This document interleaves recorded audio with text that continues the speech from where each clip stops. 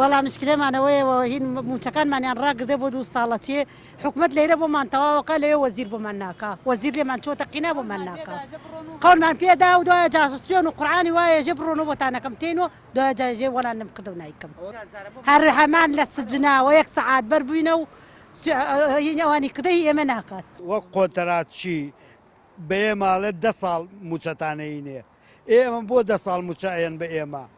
کێ هاتووە مەرج لەگەڵ ئێمە بکە قۆنتەرات لەگەڵ ئێمە بکە ئێمە بەربات و 10 ساڵ موچەمان بۆ بکە ئەی بۆ موچەی خۆتان دایمیە ئجا 10 ساڵەکەیشە بۆ نمونە ئەگەر 10 ساڵەکەیشە خۆی ئێمە 2 ساڵی ماوە وەریگرین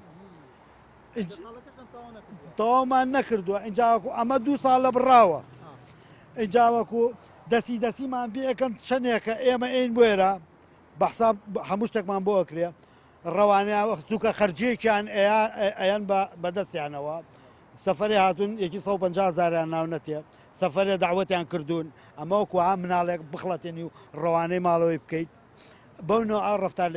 لەگەڵ ئێماکەن یەکێ نایەتە دەرەوە ئالیا بۆستە بڵێ کاکە جان بڕۆ خواحافیزتان بێ ئێمە کار بەدەستین بڕۆن مێنەوە معاشیەوە بڕاوە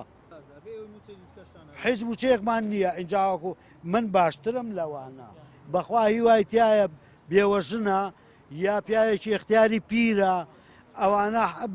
هیچ دەرامەتێکیان نییە بەخوا ئەبواە هەمویانیان کردای بەسەر تەپلی سەریانە